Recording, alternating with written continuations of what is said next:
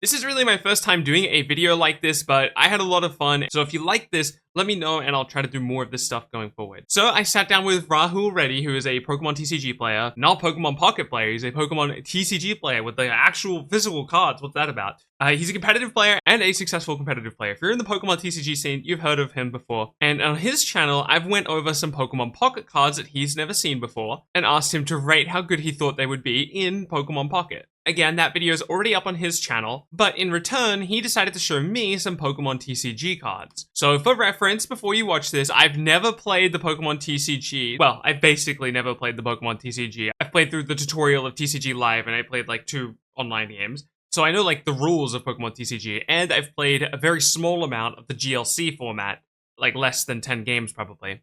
But I have no idea what meta decks look like in Pokemon TCG, so my point of reference is pretty limited. With that said, here's how I reviewed some Pokemon TCG cards that I had never seen before. Oh, and one last thing. My little avatar thing broke during the recording of this, so you won't see Chikorita moving at all.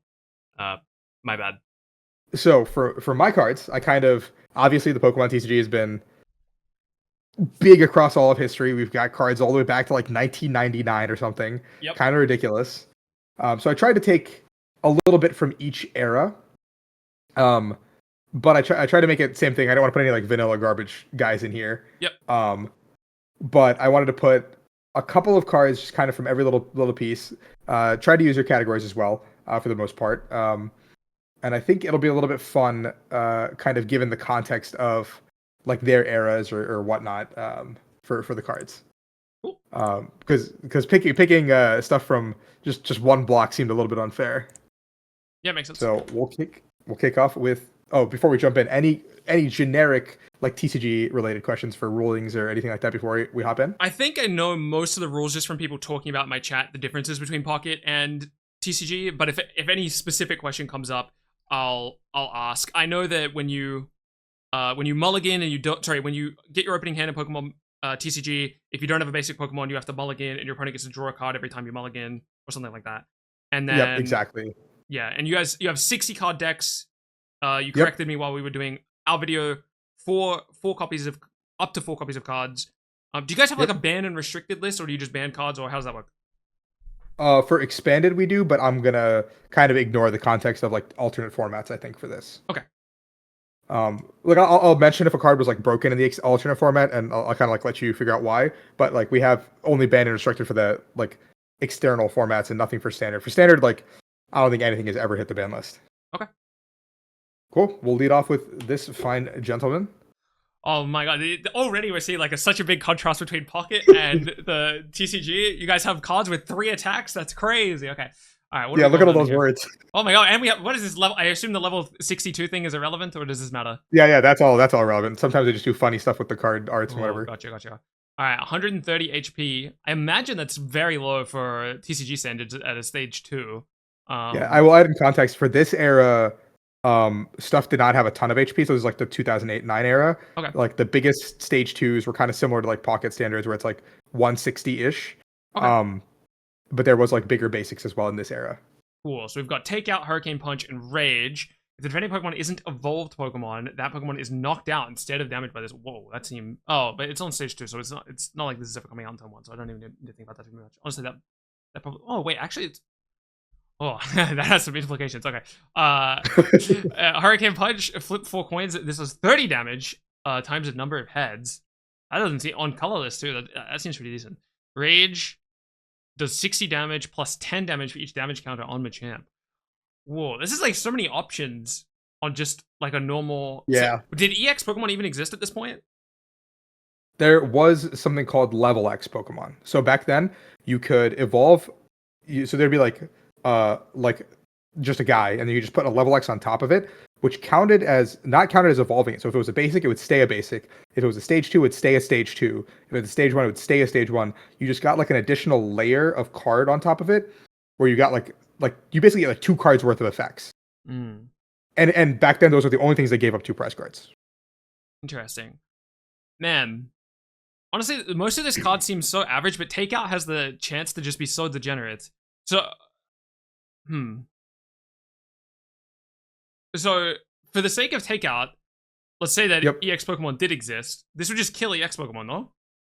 Yes, yeah, you just pop them. Okay, maybe this wasn't good when it was released, but this has to have been good at some point. Surely it just destroys all these sad EX Pokemon, no? Yeah, it was so for the context of the era as well. This is meta defining, by the way. Okay, gotcha. For the context of the era, there was like these big basic decks that just kind of were sweeping through the format. Because like until this point, the whole Pokemon TCG had been like centered around like stage 2 setting up, locking your opponent, doing all these fun things, and then Takeout Machamp came out, and it would just like body these like these SP like level X like your Garchomp, your Luxray, these cards that were just so broken at the era. And the reason it was so broken is back then Rare Candy didn't have any restrictions. If you went first, you could go Rare Candy Machamp attach attack. Okay. Wait, and Rare Candy just skips stage 1, right? You go straight to stage 2. That's all yes. Rare Candy does. Yeah. And there's a stadium called Broken Time Space, which also lets you evolve up as many times as you'd like in the same turn. Oh my god! When Pocket was first coming out, I theorized that they might just let you do that in Pocket because of how fast they wanted games to be. They don't let you do that in Pocket for reference, but I thought they might have just like done that as like a blanket rule. Man, yeah, I mean it makes complete sense. Like the text on Takeout is just like too crazy to not be relevant, and it also just does 40 damage if it doesn't. Wait, hold on. I initially interpreted Takeout as like the target like has to be a non-evolved Pokemon to like be able to do anything, but it still does 40 even if it doesn't meet its condition. That's kind of crazy. What the heck? Yeah, and like as a Hail Mary, you could just like slam the Hurricane Punch and be like, all right, let's see where this goes. Yeah, I mean, yeah, damn. Broken God. Yeah, so this is the first one. Yeah, it was one of those where like it took a little bit of time for people to figure this out, but as soon as they started like getting figured out, people were slotting in just a 101 line in most decks just to be like, if I get this out, you're doomed, bud. Jeez, yeah. It's so weird as well. I gotta remember that, like in our game, in Pokemon Pocket, we're basically forced to go mono. Like if we run a fighting card, we kind of have to run like a bunch of fighting cards, and our deck kind of has to be like a fighting deck. It doesn't necessarily have to be the case, but it basically functionally ends up being that way.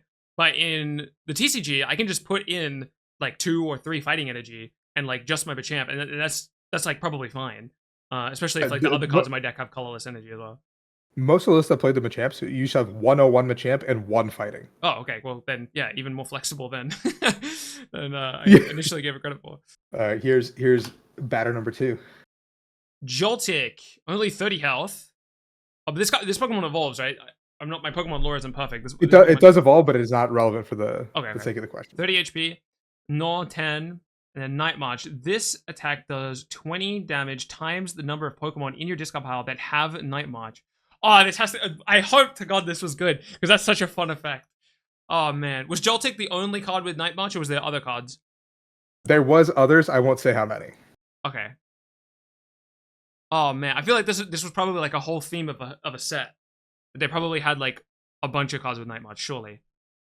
Oh man. Yeah. And you guys have so many ways of like messing with your. I don't know the specific cards, but you guys have so many ways of like messing with your discard pile, or like drawing cards, or like discarding cards, or you have so many ways of doing degenerate stuff like that. So it has to be good. Significant more than there has to be like. Oh, but was it meta defining? It feels like the type of thing that would get printed, and I would be so excited about it. Like, oh, I can't wait to build around this, and then it wouldn't quite be. It wouldn't quite be the meta monster I want it to be. So I'm just gonna say like good or like okay. How close? Yeah, I think you're close. Yeah. I think it was between good and meta defining between its entire lifetime, because for a long time it was just like okay. It was like one of those like pet decks that people played because there was 3 Night Marchers at the time: Joltik, Pumpkaboo, and Lampent. And so you just put those 12 guys into the deck. Most things in that era had like 180 HP. So getting 9 Night Marches into the discard was like no small feat. Obviously, when you only play 12, because prize cards are obviously a thing. So a little bit annoying. But there was this broken card they released called Battle Compressor, which you could get 3 cards out of your deck and just put them in your discard as an item. Okay. This made some strategies like super viable, like this in particular. yeah, I see the vision. Battle Compressor definitely changes the evaluation. You just pick any cards from your deck to put into your discard pile? Any 3, yeah. And because there was another item called VS Seeker, which just let you get a supporter and put it into your hand. Yeah. I played like a couple games of the GLC format, and a lot of decks run VS Seeker in that. So back when they first released, people didn't really realize like the combo between like the Compressor and like VS Seeker engine. So people would put like 1 or 2 Compressor into the deck unless it was Night March. But eventually, like it became like a skill check card where you were like, well, I'm going to dump X cards because now like because of Compressor VS Seeker, I can play like 6 different one of supporters that can be really useful while I'm playing out of my discard. Yeah, gotcha. Yeah, makes sense. Very fun card. I love the design of like just put this thing on a bunch of cards and be like, all right, now that's your deck, build around it. Yeah, there was exactly one format where like there was like no hand disruption in the format, and that was when Night March was like truly just like terrorizing the format, where it was like, well, I'm gonna draw a million cards, I'm gonna get like my little guys into play, and now you gotta get through 6 of these little guys. Yeah, I mean that doesn't sound very fun from opponent's perspective, but it sounds fun from player's perspective. So. A lot of Night March mirrors. Oh yeah, I bet. All right, this one should be. We were kind of on the same wavelength to give each other this one. Oh yeah. I mean, this is insane. I'm pretty sure there probably isn't a card game in the world where you can print this line of text and it be bad. Yeah, super meta defining. Probably in every deck. Very good. Yeah, you're spot on. Like it's pretty much in almost every deck that's existed. Like the discard draw 7 just speeds up the game in every capacity. You get to see like so many more cards every single turn. Like I don't know, like you guys are happy by drawing 2 out of your 20. We get to see 7 out of our 60. Yeah. Kind of similar percentages here. And the downside of like putting stuff into the discard isn't really that bad because a lot of decks in the TCG specifically want to play out of the discard. Like there's a lot of like discard alignment effects. Yeah, it makes sense. Cool. Let's jump into this one, another supporter card. Mina, search your deck for a fairy energy. I think that is. Yep. Card and attach it to one of your Pokemon, and then shuffle your deck. Oh, interesting. The target doesn't have to be a fairy Pokemon. If this was printed in Pocket, it would say like attach a fairy energy to a fairy Pokemon. We don't have fairy, but if we did, that's how they would word it. Oh man, is this worthy of supporter for turn? I guess the question is like how valuable is attaching energy? I know there's like a ton of like energy ramp cards in Pokemon TCG. Is this good enough that it is making the cut? There's also hold on. I just had a memory flash. There isn't many fairy cards, right? They only did fairy for a little while and then they stopped. Yeah. Fairy was like a little 3-4 year stint. Gotcha. And now it's gone. So if fairy was ever playable to any extent, this was probably one of their better options that they had available to them. So for that reason, I have to say it's at least okay. This card was complete garbage. Wait, really? Oh man, was fairy just garbage, or was this card just garbage? No. Fairy had a couple of broken cards, but like the biggest thing is like with the TCG, ramp is really good, right? Like for Pocket and Snap or whatever, like ramping out stuff is like really, really good in general. But this is just like such a vanilla ramp that there's no ramp with upside. Like a lot of the other cards in TCG that can ramp can either do it on an item or do it with like another effect. Like one of our most popular supporter cards that was like the most broken of all time is like Welder, where it was like attach 2 fire from your hand to one Pokemon and draw 3 cards. So oh jeez. Yeah, there's always like some extra plus upside. Like there's one currently in the format called Professor Sada's, which is like attach a basic energy to 2 of your different ancient type Pokemon and draw 3. So ancient's just like a tag. Yeah. Like it would be like EX or something. So you just like get to attach, draw 3. So like these extra effects to the ramp is kind of like what separates do I put this in my deck or do I just move on? This is a very good bait card to put in because it's like ramp in theory should just be strong, and then fairy should have limited options. It's like all the pieces are there to bait me into thinking this is good. It's a classic good Pocket card. Yeah. This would be crazy in Pocket for the record, but all right. Here's a tool for you. Okay, so tools, these like attach to Pokemon, right? Yeah, okay. Yes, you can only have one tool attached to a Pokemon at a time, okay. unless the card says unless a Pokemon says otherwise. Okay. So the Pokemon VMAX this card is attached to gets minus 100 health. Am I reading that right? Okay. And if it's knocked out by damage from an attack on the opponent's Pokemon, that player takes 1 fewer prize card. You can't attach this to a Pokemon VMAX that has 100. Okay. And for context, VMAXs and tag teams were the only 2 cards or type of cards in the Pokemon TCG that ever gave up 3 prize cards when they were knocked out. Oh, okay. Sorry, Pokemon TCG is first to 6, right? First to 6, yep. So it does fix our math if we run like. Wait, no. This has to be good. I've decided that this has to be good, and I will not elaborate further because it fixes the math, right? Surely, because. Let's say our deck is built around VMAX. Mm-hmm. We have 2 VMAXs in our deck, or like we would run 4 in the TCG. We have like these big hitters that completely blow out the game, right? That we built our whole deck around this strategy. And normally the opponent only has to fight for 2 of them. Surely if we're in such a game state where it's like, okay, I'm going to lose this Pokemon anyway, but he's not quite dead, he's going to get one shot by whatever, I can just attach this to it, and then boom, it's fixed my math. Surely. It's This okay. card's absolutely unplayable. Oh my god, really? During the VMAX era, like in theory, you're like spot on with the theory, right? Like the theory makes sense. You fix the math, but there's so much gust in the TCG that people just yeah. they would go around the 3 a lot and just go for like a 2-2-2 gameplay a lot of the time. I So the see. little support guys would get picked off. And so Mew VMAX, which was one of the most prominent decks that could even use it, like a couple of lists sprinkled this in here and there, but like for the most part, this card was just kind of like completely irrelevant a lot of the time. Because why are you going to make your attacker weaker even if you're giving up 3? Because these guys are so beefy anyway. Where like it's like giving your Venusaur a -50, but like you're only giving up 1 prize point. Yeah, I would do that in Pocket for the record, but it's more about the available. It's more about the available gusts, I think, because we don't have good gusts in Pokemon Pocket. So like, so you can have more support guys. Like Boss's Orders doesn't exist. I know of Boss's Orders, but it doesn't exist in Pocket. And Boss's Order's been in the game since like 2014. That thing's been terrorizing the format. We're probably never getting anything like Boss's Orders in Pocket because no shot. Every single gust effect in our game is like the opponent chooses the new thing that goes to the active. So they'll probably never do something like Boss's Orders. Which I think is fair because the game is so fast paced that like being able to just gust up something and pop it like of your own accord is kind of ridiculous. Yeah. Let's go with this one next. I think this is a fun one. How do I say this guy's name? Lysandre? Lysandre. Okay. Close enough. Dude, one of us is clearly wrong. I don't know which one it is. I said his trump card. Each player shuffles all cards in his or her hand, discard pile. Wait, what? Each player shuffle all of it. Oh, sorry. I just added hand. Hand was not in that. just shuffles their discard pile into his or her deck, except this card. Oh, that's weird. Oh man, this requires so much context of what's going on in the meta at the time. I feel like there's probably like card pools. Like if I was making a brand new card game, right? This card would be so contextually good or bad depending on like what else is available to you, right? Or like how else the game plays out. So like, you know, there are card games where you could print this effect and it would be extremely unplayable, and there are card games where you could print this effect and it would be like one of the best decks or one of the best cards in the format. Oh man, I'm so divided. I mean, I could just hedge and say okay, but the answer is this is probably never okay. It's probably always super, super strong or unplayable. Oh, hold on. I just realized it says each player. This is each player. This has to be good. This is like very good. That's where I'm going with. Surely. Okay. You're spot on. But I'll add the context. Before, when I said there was no cards ever banned in Standard, I kind of lied because I forgot about this card. Okay. This was the only ever banned card in Standard. Gotcha. So what was the degeneracy? Tell me.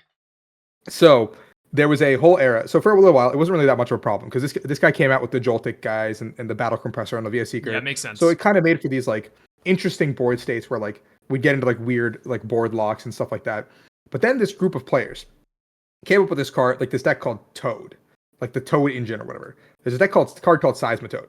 Very, very simple deck. Seismitoad said for a double colorless, you just do 30 damage and your opponent's item locked.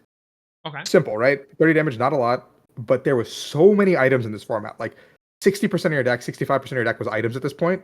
So getting item locked just made it so you got stuck. And then on top of that, there was like damage modifiers, right? Like 50, you can get to 50 damage or maybe 60 damage per hit. And there was these cards called Hypnotoxic Laser and Verbank. So Verbank said poison does 30 more damage, and Laser says your opponent's active is poisoned as an item, and on a coin flip they could be asleep. Oh, okay. So you have like a 25% chance to just absolutely body your opponent on the spot. And then on top of that, you played like as many items as you possibly could. So you played these cards like Roller Skates, flip a coin if heads draw 3, Crushing Hammer if heads discard an energy. So you played a bunch of items, and you played these cards called Shaman EX, which just you can play as many as you'd like per turn from your hand. It just fills your hand to 6. So you just kept filling your hand over and over again, and trump carding your entire deck back in, and then you lock your opponent and go do something about it. Yeah, it seems fun for one player for sure. There was exactly one regionals where this was allowed, and I think it was everyone's least favorite tournament, even if they were winning. So they just. So was it like a big moment when this card was banned? Was like everyone's super surprised because apparently they don't ban very often, right? Yeah, they like never banned. I remember I was like in college, so we were driving back. This is like 9 years ago at this point. So I was a wee baby. I was like 18, 19. We're driving back and we're in the car and we're like, whoa, there's no shot they banned it because Japan did it first. And until Japan does something, for some reason Pokemon TPCI will never touch it. So it happened in Japan, and then like within like the hour, TPCI made like the announcement where it's like Lysandre's trump card is now on the ban list, emergency ban, and everyone's like, that's crazy. Like nobody expected this. Gotcha. Yeah. Holy. What year Because there was that? like a 2015. Gotcha. There was a whole format where like the Toad deck was supposed to lose to this Verizian deck because Verizian said if there's a grass energy attached to your Pokemon, they can't be affected by status conditions. And Verizian and Genesect also hit Toad for weakness. So it was like supposed to be a 100-0 matchup, but because of crushing hammers and all that stuff, you just peel their energies off, poison them, lock them, and keep doing it. And I think as soon as Pokemon saw it, they were like, I don't think this is how our card design was intended to work. Yeah. Holy. All right. That was a fun regionals for everyone, not me. We've got this guy next. Team Star Grunt. So it's a supporter, which I need to make note of because I feel like half the reason I evaluated Mina higher is because I didn't even realize it was a supporter card at first. They keep switching it up on me. Sometimes the supporter tag is on the left, sometimes on the right. Okay, they need to stick to one format. All right, Team Star Grunt. Put an energy attached to your opponent's active Pokemon on top of their deck. Oh, for a supporter? Man, this effect seems so strong, but the supporter tag is scaring me. Putting your opponent an energy behind and forcing them to draw that energy. Your card game is so wacky. Like in a normal, in any other card game, it's like, oh, this is strong. I don't even have to think about it. But Pokemon TCG has some wacky stuff going on. Where there's like a world where this is just like not even remotely good. I'll say it's okay. I'm gonna head and say it's okay. Absolutely unplayable. Like, oh my god, your game is so wacky, man. How is this unplayable? This effect seems so strong. Yeah, as an effect, it's like really good, but as a supporter, it's so weak because there's so much to draw, right? Like, if you're limited to your one card draw per turn, maybe it's pretty good. But the fact that like you can draw that card and be like, whatever, slam research, use an item to accelerate, call it a day. You guys draw infinite cards, yeah. Yeah, that's the big thing you gotta remember, just the infinite draw of like every deck that we can get to. Let's get to. I think this one's a fun one. Yeah, I'm going super out of order on my list, but I think I'm just doing it in the funniest order possible. Yeah, okay, that's fine. Oh, okay. Oranguru, 120. Resource management. Put 3 cards from your discard pile on the bottom of your deck in any order. And then 3 cost your opponent's active Pokemon is now confused. Okay, so if we're running this card, it's for the first effect. There's no way a 3 cost 60 damage confuse is worth. Wait, what does confuse do? We don't have that. What's that? They just turn the other guy around, and if the active wants to attack, they have to flip a coin. If heads, it goes through for no, like nothing effect. If tails, they take 30 damage. Do they still do the attack? It fizzles. Okay.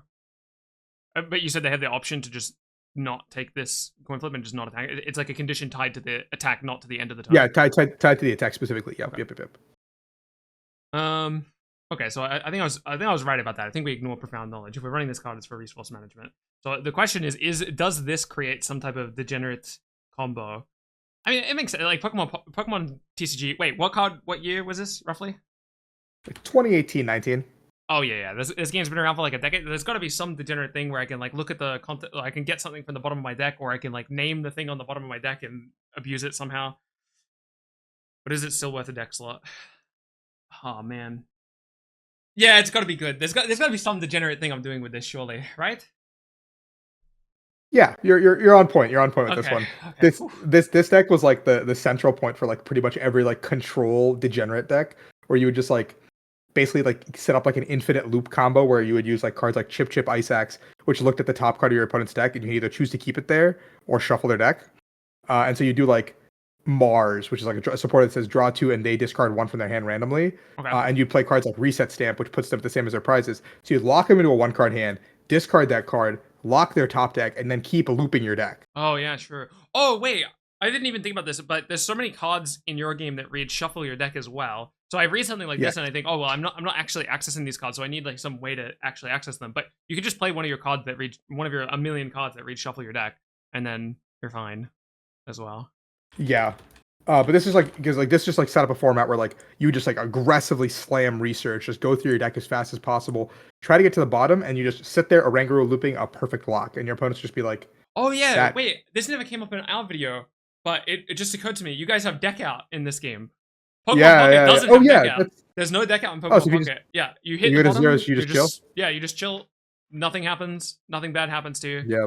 You just sit there. Deck out is a lost condition for us, but with control decks, it's kind of just like you play for the deck out. You just get them and you just like burn all their good cards. And at some point, you do have like backup attackers and stuff. So like at some point, if you're like, okay, it's time to start going in, the resources are all gone. It's time to go.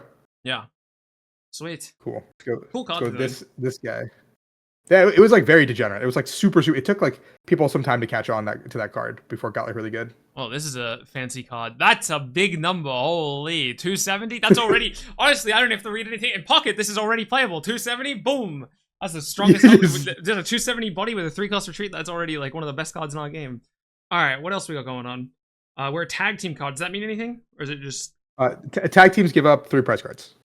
Okay, cool. Yeah, I'm seeing that on the bottom. Okay, cool. 2-cost fire lightning. Discard up to 3 in any combination of basic fire and basic lightning energy from your benched Pokemon. This attack does 90 damage for each card you discarded this way.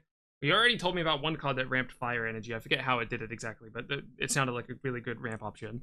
So I'll keep that in mind. And then, what does this GX thing mean? Does that mean anything in particular? It looks. Yeah. GX attacks are like a once per game attack that both players have. Oh yeah. Okay, cool. Oh, interesting. So this is like your like once per turn. So like any GX card is once per turn. So like I could once per game. Once per game. Oh yeah, sorry, once per game. I said turn, but I meant game. If I use Reshiram Zekrom and I use Crossbreak GX and I get another Reshiram Zekrom, I can't use Crossbreak GX again, right? It's once per game per player, not once per game per Pokemon. Yeah, there's like a little like in-game counter you flip over just to indicate that it's been used for the game. Yeah. This attack does 170 damage to one of your opponent's benched Pokemon. Okay. If you played End's Resolve from your hand during this turn, this attack also does 170 damage to one of your opponent's other benched Pokemon. Whoa. For context, End's Resolve is look at the top 6 cards of your deck as a supporter and attach any energy you find there to your Reshiram and Zekrom. Okay, well... Okay, I was about to say, it basically doesn't matter what End's Resolve does, because it's enabling this effect. It could read Do Nothing, and it would still... But it's not reading Do Nothing, it's reading Do something crazy. Holy. Wait, was there an up to limit on that End's Resolve? Or just any energy you find in that 7? Yeah. Oh my god. Oh my god.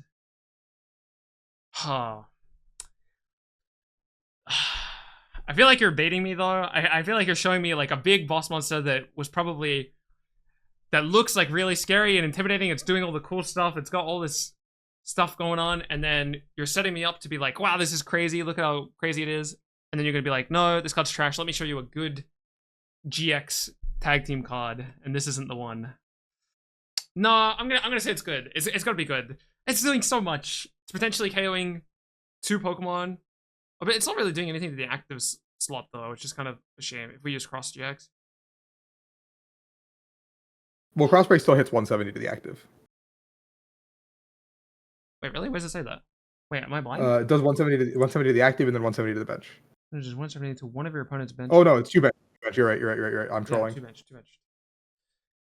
Yeah, reading the card explains the card, bro. There's so much text on these.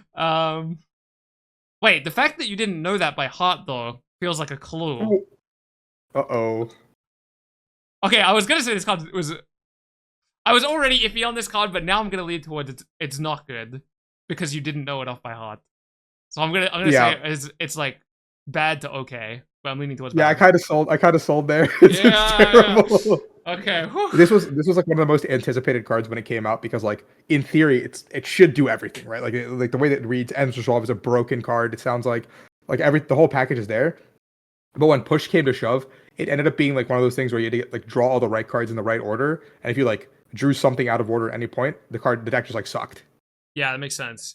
I honestly, it just seems like it's weird to me that it doesn't interact with the active Pokemon at all for a game like Pokemon TCG, because it's like, sure, it's great if I snipe everything on the bench, but like, I don't know what your meta decks look like, but in my game, it would be like, oh, just don't put things on the bench. Now what does he do? And, I'll show you an example of like, this is, you don't have to judge this at all, but this is one of the most broken tag teams of like all time. Like probably one of the most meta defining insane cards. Additional to this attack cost. This attack does 170 to one of your opponent's bench Pokemon. Gotcha. Oh, and it's also doing 200. Yeah, I mean, yeah. And this guy also like he powered up your own board for 3. There was a card called Electro Power in the format that also said like plus 30 to your lightning type Pokemon's attacks for the turn, and you could play. There's 4 of them in a deck, so you could like slam all 4 and like ramp up to like pop another tag team. Like games would end in like 3 turns with this card. It was crazy. Gotcha, yeah. All right, so well, I found new tech. Now I just assume different things about the card and hope you don't correct me. Yeah, and then you I don't hope I know dig the a contents throw. of the Yeah, card. Yeah, perfect. yeah. I gotta wash my tongue, huh? Here's a good one from a different era as well. Okay, 30 health. Not off to a good start, but he has an ability, so that must be good. Once during a turn, sorry, I should clarify. In our game, basically no basic Pokemon have an ability. So like an ability basic Pokemon is like, oh, hold up, what's going on? Once during a turn, before you attack, if this Pokemon is in your discard pile, you may put it into your hand. Huh. It's got a 2-cost seed ball, so the attack is garbage. This is just like, oh man, this has to be bad. This has to be bad. I can't even imagine a world where, like, let's say there's like a really strong Executor. I need access to my Execute. Is propagation really like how I'm getting there? There's gonna be some weird interaction that ruins this for me, but I'm gonna say this is bad, like super unplayable. Yeah, you're on point. It's not bad. It's actually one of the most game breaking cards, but it is Oh a my weird interaction God. that you wouldn't have guessed. So I'll phrase a question back to you to explain this one. If an Execute is in your discard, how many times per turn do you think you can use propagation? Well, the effect says once per turn, but it's gonna be once per turn per card now that you've said that, isn't it? It's every time that Execute hits a discard, it's a new Execute. Yeah, okay. So a lot of decks were able to, like, this was one of the most interesting rulings where like people didn't realize this until we got to the World Championships, where this basically just created like an infinite loop of like, well, now I have like, because in that format there was like Ultra Ball, Superior, all these cards that were like discard 2 to get some sort of effect. So decks just put in an Execute, and all of a sudden like all of those effects became discard 1s, Oh, and you could infinitely loop this. So you had like one free resource, and then to sidebar and to expand it, even though it's not super relevant, there was a card called Zoroark GX, which said once per turn, discard a card from your hand, draw 2 cards. And so with Executes, people played like 3 Executes in their deck, so they could just go, I just don't need a prize 2, and they would just go basically get discard draw 2 for free, and they'd have like 3 Zoroarks in place, so it would be like discard draw for 6 for free. Yeah. Okay, that And makes then a they lot would more just, like, sense. You're just using it as a piece of utility. The what this card is actually doing is entirely irrelevant. It's just we're basically getting one less discard. Every single time we exactly. It do was just that. like it was like an infinite loop resource. Like by all virtue, like looking at this card, you're like, this is garbage. It's just some eggs. Yeah. Dusknoir, stage 2, 160 health. What era is this? Roughly what year? Current. Oh, okay, nice. Oh, I should know that, right? Because they do the silver borders now. That's like the big... Yep. This came out in the summer. This is in the Shrouded Fable set, in like the mini set in like July, August. Okay.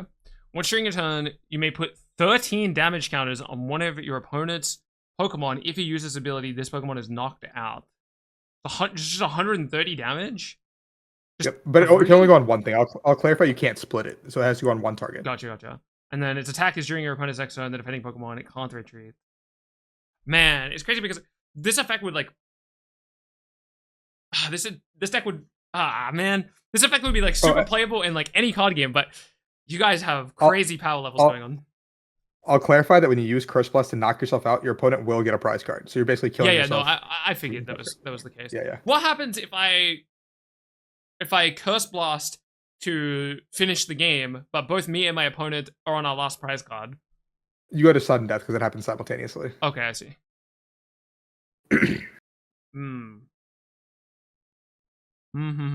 Stage 2 is weird, but you guys have like rare candies and searching and there's rare candy legal in this current format, but no other way to like speed evolve right now.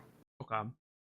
And rare candy right now, the current restrictions for rare candy are you have to wait 1 turn. So I can't go Duskull, Candy, Dusknoir immediately. It's like Duskull, wait a full turn cycle, and then go Candy, Dusknoir. Okay. What's like the average game length of Pokemon trading card game? Like not time, but like turns. How many turns am I getting to play the game? Roughly. I'd say 5. 5 is probably where we're at right now. 4 or 5, yeah. Ooh, 4 or 5. I feel like this is another Reshiram and Zekrom situation where the effect seems so compelling, but there's just better things you can be doing. And that's going to be my final answer. There's better things you can be doing, and this is like okay at best. Probably bad. Complete opposite. This is like absolutely Oh broken my right now. god. People are calling for a ban because apparently this card is super unfun. Everyone hates it. It speeds up the game. Currently, there's a lot of decks that are built around like speed running, getting multiple Dusknoir into play if you go first, and just blowing up your opponent's board before the game even begins. Gotcha. It's super cheesy, but this card like can be like really really good off the rip because like a lot of the basic Pokemon, like you mentioned, also are like 60 or 70 HP in our game. The big stage 2s are like a little bit bulkier, but if you can stop your opponents from getting to those big stage 2 Pokemon that have like 330 HP or like 320 HP as an EX, you can just win the game. Because like if they get to their boss monster, the game is hard for any deck. But so why don't we just like cheese them and get them early? Yeah, okay.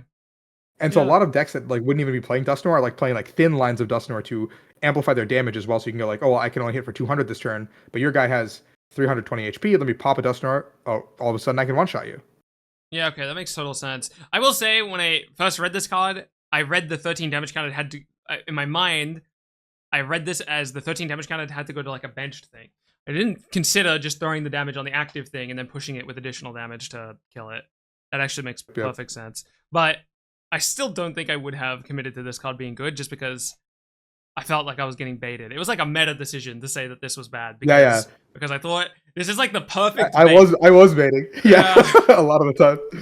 Unfortunately for you, this guy just is a format definer, and he just I mean, a lot of that. It's a huge skill check card. I will say that too, because like a lot of people don't know how to like play around it properly.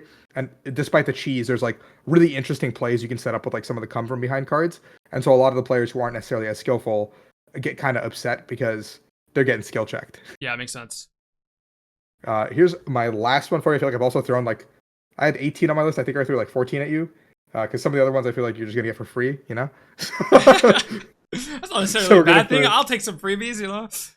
We'll throw this guy. The stipulation behind these pink cards is they're called A-Specs. Okay. You can only have one in your deck total. So there's like I think 20-ish, maybe a little bit less A-Specs, but you can only have one in your deck. Gotcha. One copy of this, or just one A-Spec in general? One pink card in general. Okay. And they're so pink, and it's such a jarring color that when you're deck searching, you will find it. Yeah. It's a very... There's like no texture on it at all. It's just like flat pink. Yep. Anyway. Oh, it's not. It doesn't count as a supporter either, so I can just like play this and a supporter on the same time. Okay. Attach a basic energy from your discard pile to each of your future Pokemon. I assume future is just like a tag. It's just a tag. Yeah, it's a tag. Yeah. Cool. And I assume there are playable future Pokemon. Like it's not like you showed me this and then all the future Pokemon are just garbage. Okay, cool. Yep. Assuming there are future playable future Pokemon, this card has to be crazy. But is it worth... Oh, wait, hold on. There's another part of this to evaluate, which is it worth your one A-Spec slot? The question is, are there better A-Spec cards than this? Because in theory, this is like a crazy amount of energy, right? It's up to 6 energy, right? Because you guys have 5 bench slots, 1 active. It's up to 6 energy. I mean, no, I refuse. This has to be good, surely. The only way this isn't good is it's like all the other A-Spec cards are somehow like way crazier than this. Well, so this is not good. It's actually completely unplayable. Oh my god. This was like S tier bait for me. In most situations, this card seems so good, but unfortunately, the A-Spec I'm about to link kind of just clears everything. Oh like, my this A-Spec, god, here we go. It's the king of the A-Spec, so it's just like, this is kind of broken. Unless your deck can use something better than that Prime Catcher, pretty much every other A-Spec just sits as binder fodder. Okay, gotcha. So because this is a free gust, you get to gust a Pokemon into the active and switch your Pokemon, and this is not a supporter. So basically, you get to do this and a supporter effect in the same turn, which is super broken in the TCG if you can do like a gust or like a disruption effect without using a supporter. Yeah, I mean, you were right. This is just super gigabait, okay? How am I meant to assume that there's just one A-Spec that is freaking broken, so you just always run this one, and you need, like, an insanely compelling reason to run any other A-Spec? Oh, yeah, this has got to be on Pokemon, not me, you know? Yeah, I mean, well, you gave me the card, you know? You could have shown me Prime Catcher first, you know? But, there's, like, some of the other A-Specs that are, like, kind of okay to be played, like, in the format, or, like, like, there's Legacy Energy, which is like a pretty unique one. I'll link it here, but there's like a ton of text on it. But basically, TLDR, it acts like a rainbow energy. So there are SPEC energies as well. Okay, gotcha. And this one gives up like one less prize card for the Pokemon it's attached to. So it makes for some really interesting plays where you can make your like deck have like fun attackers in there, even though they normally wouldn't be there. Like we talked about how like in Pocket you can't really have like tech attackers or tech slots. But in this one, you could throw in like a random lightning guy because your water matchup isn't great, and you play like a legacy, and you're like, okay, legacy, you're gonna have to carry me. Gotcha. When I can get you, stuff like that. And this is like I think the other one that's comparable to Prime Catcher that's pretty broken. Unfair Stamp is like I said, Gust or Disruption are pretty broken if it's not a supporter. And this one says like if one of your Pokemon was knocked out last turn, you both shuffle hands in a deck. The opponent draws 2, you draw 5. So let's just say your opponent takes a Chump knockout on turn 1. You're just like sick, bro. Have fun playing your 2-card hand. Yeah. Okay. Yeah. I mean, in a world where both Prime Catcher and Unfair Stamp exist, it's kind of really hard to justify running another A-Spec card, I imagine. Yeah, like most decks will either play Prime Catcher. Out of Like the curiosity, 3 I linked. does Legacy Energy does that count as your energy for turn? If you attach from hand, yeah. But there is a card called Archeops, which is really broken in the format right now, where Archeops allows you to accelerate 2 special energy from your deck to one of your Pokemon per turn. Oh, And okay. Archeops can be brought into play because Lugia has this so V stars are just like GX attacks rehashed, Okay. but they can be on abilities too. And so a V star ability with that Lugia has is that you can put 2 colorless Pokemon from your discard onto your bench regardless of the stage.